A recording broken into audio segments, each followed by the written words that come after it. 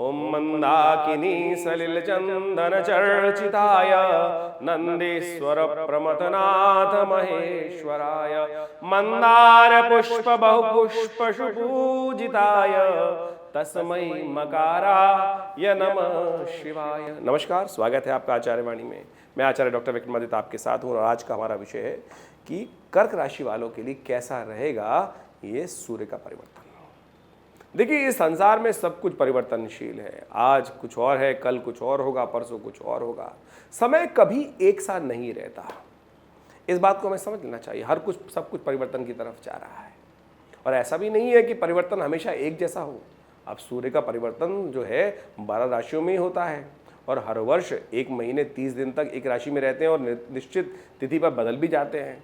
तो ये हम सोच रहे हैं कि जैसा परिवर्तन पिछले साल हुआ था उससे पिछले साल हुआ था, सूर्य वही हमारी राशि में, क्योंकि राशि भी वही है, सूर्य की गति भी वही है, अंश भी उतने रहेंगे, उसी प्रकार से प्रभाव रहेगा, ऐसा नहीं कह सकते। क्योंकि बाकी सारा, केवल एक ही चीज़ परिवर्तन नहीं है, सब चीज़ परिवर्तनशील है। कुछ भी एक स्टैटिक नहीं है, यानी कुछ भी एक रुका हुआ नहीं है। हम इस बात को समझ लेना चाहिए कि सब कुछ परिवर्तन, आज ये ग्रह यहाँ पर है, कल यहाँ होगा, परसों यहाँ होगा और ये भी परिवर्तन की तरफ जा रहा है। जरूरी नहीं है कि अगली बार अगले साल जब सूर्य का परिवर्तन हो तब यही ग्रह इन्हीं अवस्थाओं में रहे। सब कुछ परिवर्तनशील है, आप भी बदल रहे हैं, सब कुछ संसार में बदल रहा है। तो ऐसे में इस सूर्य का परिवर्तन आपके लिए क्या कुछ करने वाला है। देखिए, कर्क राशि वालों या कर्क लग्न वालों, दोनों राशियों के हिसाब से प्रभाव समझ सकते हैं। कर्क लग्न राशि हो या कर्क जन्म राशि हो, दोनों, या चंद्रमा आपकी राशि के विशेष तौर पर जन्मपत्री के अनुसार से जिस राशि में होता है वो लग्न राशि वो राशि मानी जाती है, और जो लग्न में उदय होता है आपकी जन्मपत्री के अनुसार से वो लग्न राशि मानी जाती है।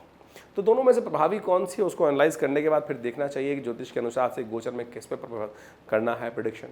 तो आमतौर पे ऐसा कहा जाता है, देखा जाता है कि लग्न जो जन्म राशि है उसके हिसाब से देखने। फिर भी हम कहेंगे बहुत अच्छे से अनुसंधान कर तो समझ लें कि कौन सी राशि आपके लिए प्रभावी रहेगी, जन्म या लग्न या सूर्य राशि या लग्न राशि कौन सी रहेगी। उन सब चीज़ को एनालाइज करने के बाद फिर आगे भविष्य के बारे में बात करनी चाहिए। तो आज हम कर्क राशि पर उपस्थित हैं। कर्क राशि में जो सूर्य का भाव है वो द्वितीय भाव है। द्वितीय भाव कुटुंब का भाव, धन का भाव माना जाता है। तो ऐसे में सूर्य जो है द्वितीय भाव से निकल कर अब तृतीय भाव, यानी कहाँ पर, सुखेश विशेष तौर पर आपके बदलने जा रहे हैं तृतीय भाव में। तृतीय भाव पराक्रम का भाव माना जाता है, मित्र का भाव माना जाता है, भाई का भाव माना जाता है। तो ऐसे में सूर्य यहाँ जाके आपके पराक्रम को अद्भुत प्रकार से उदय देने के योग कर सकते हैं, धन लाभ के योग बना सकते हैं, आपके पराक्रम से, पुरुषार्थ से लाभ के योग बन जाते हैं। ऐसे में जब पुरुषार्थ व्यक्ति होता है, करता है ज़्यादा, तो विनय उसमें समाप्त हो जाती है। तो ऐसा हो सकता है, देखिए, अब पुरुषार्थ कर रहा है, धन उपार्जन कर रहा है, तो ऐसा भी बन जाता है ना कि थोड़ा सा एरोगेंसी ज़्यादा बढ़ जाती है आदमी के अंदर, थोड़ा सा विनयता कम हो जाती है व्यक्ति के अंदर, सहनशीलता कम हो जाती है, क्योंकि उसको विजय प्राप्त करनी है, पुरुषार्थ करना है। तो इस बात का ध्यान रखना कि बिल्कुल विजय के योग बन रहे, अच्छे बन रहे हैं, पुरुषार्थ करने के योग अच्छे बनते दिखाई दे रहे हैं आपकी राशि के अनुसार से, पराक्रम के योग अच्छे बनते दिखाई दे रहे हैं, और जिसके कारण से आपके व्यवसाय में, आपके कार्य क्षेत्र में सफलता के आगे बढ़ने के योग प्रबल रूप से आपके लिए अच्छे बनते दिखाई दे रहे हैं। चाहे आपको काम आता है कि नहीं आता, चाहे आपके हाथ में कोई मास्टरी, वो जो विशेष तौर शफा कम ही क्यों ना हो, लेकिन हिम्मत से आगे बढ़ने से विजय किसी ना किसी प्राप्त रास्ता कुछ ना कुछ हिस्से में प्राप्त हो ही जाती है।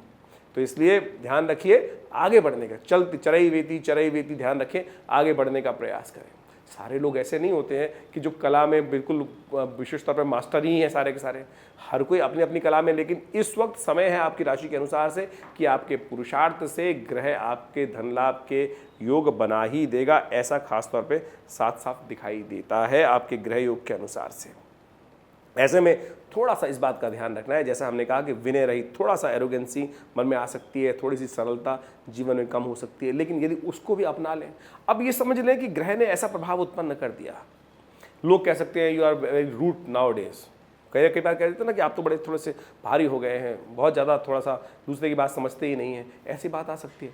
अब ग्रह ने ऐसा प्रभाव उत्पन्न किया तो हम उसको ठीक कर लें। अब ऐसा नहीं है कि ऐसा ही होगा, हम विभिन्न ग्रहों के उपचार के लिए, उपाय के लिए लोग हमारे पास आते हैं ना, तो हम उपाय बताते हैं, भाई ये उपाय कर लो। तो ये उपाय ही है ना कि आप विनयता थोड़ी कम हो जाए, एरोगेंसी थोड़ी बढ़ जाए, उसको थोड़ा कम करने का प्रयास कर लीजिए। उससे आपकी सफलता के मिलने के चांसेस और ज़्यादा बढ़ जाएंगे और लोगों का सहयोग आपकी तरफ और ज़्यादा बढ़ जाएगा। ऐसे योग दिखाई देते हैं खास तौर पर। लेकिन एक बात ध्यान रखिएगा, कई बार जब आगे बढ़ने का प्रयास करते हैं, लोग आपको रोकने का प्रयास कर सकते हैं, उसमें आपका विरोध भी उत्पन्न होने के योग बन सकते हैं। तो विरोध ना पालें, इस बात का ध्यान रखें। ऐसे योग में दिखाई देता है कि भाइयों से, मित्रों से कुछ ना कुछ द्वंद्वात्मक स्थिति उत्पन्न हो सकती है और वो आपके लिए अच्छी नहीं रहेगी। तो द्वंद्वात्मक स्थिति उत्पन्न ना होने दें। थोड़ा सा, कई बार कॉन्फ्लिक्ट राइज भी हो तो थोड़ा सा चुपचाप, एक चुप 100 को हराएं। अब ये हम उपाय ही बता रहे हैं, बहुत सारे लोग बताते हैं पंडित जी आप बता रहे हैं लेकिन उपाय नहीं। अरे उपाय इससे बढ़िया क्या है? उपाय तो प्रैक्टिकल रूप से समझ लो, तो यही उपाय बढ़िया से कर लो कि जहां खराब हो रहा है उसको ठीक कर लिया, जहां ठीक जो बढ़िया है वो तो बढ़िया और है ही है आपके लिए।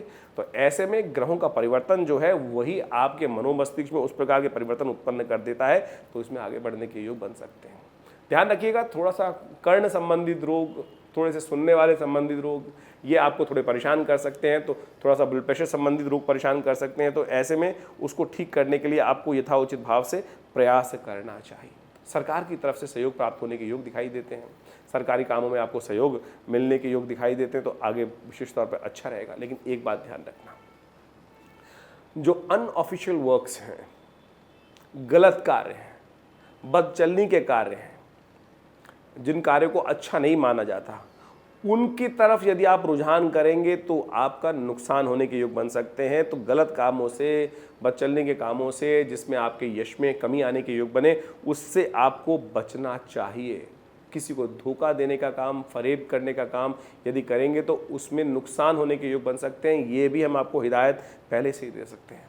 बहुत सारी चीज़ों के संबंध में इस सूर्य के परिवर्तन से आपको इंट्यूशन जैसी चीज़, मिस्टिक साइंसेस की तरफ थोड़ा सा आपका रुझान, ज्योतिष, ऐसी बहुत सारी चीज़ें होती हैं, भविष्य को जानने वाली बातों की तरफ आपका रुझान इन दिनों बढ़ सकता है। ग्रह प्रभाव उत्पन्न कर रहा है। ऐसे नहीं, तो सब जो कुछ भी यावन मात्र ब्रह्मांड में होता है वो सारा ग्रहों के अधीन है। वो आपको स्वभाव बनाते हैं, वही आपके अंदर उस प्रकार के भाव उत्पन्न कर देते हैं स्वाभाविक तौर पर। तो ये सारे के सारे ग्रहजन से ही संचालित होते हैं। मनोमस्तिष्क में भाव, विचार, ये सब चीज़ें, गति जो है, ये सारे की सारी चीज़ें ग्रहों के हिसाब से बहुत अच्छे से बिल्ड की जा सकती है और इन सबको बहुत अच्छे से समझ लेना चाहिए। ऐसे में कुछ उपाय भी हम आपको बता देते हैं, यदि वो आप कर लें तो बहुत सुंदर तरीके से आपके लिए और अच्छा समय हो सकता है। सूर्य जो है वो किसके स्वामी है? एक मंत्र बता रहे हैं, ओम घृणी सूर्य आदित्याय नमः। इस मंत्र का यथाउचित भाव से आप जप करने का प्रयास करें, यह आपके लिए बहुत सुंदर रहेगा, अच्छा रहेगा।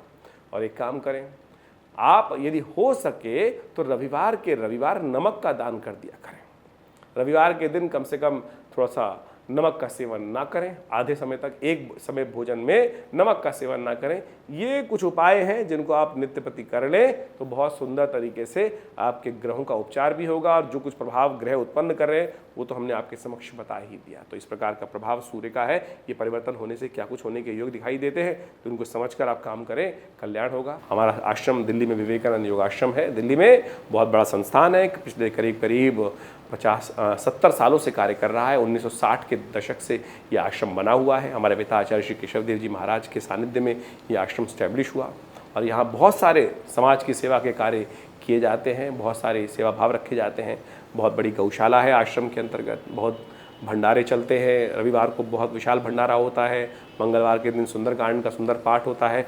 नित्यपति हर रोज़ करीब 8 घंटे यज्ञ रहता है आश्रम पर। आप भी हर रविवार को उस यज्ञ में भाग ले सकते हैं। इसके अलावा माँ भगवती की दिव्य प्रतिमा है जो 1947 में मुल्तान से हमारे आश्रम पे पधारी, वो प्रतिष्ठित हैं। बहुत चमत्कारी 400 साल पुरानी प्रतिमा है, भगवती की चमत्कारी प्रतिमा है और उनका दर्शन कर लेने मात्र से समस्त कष्ट दूर होते हैं।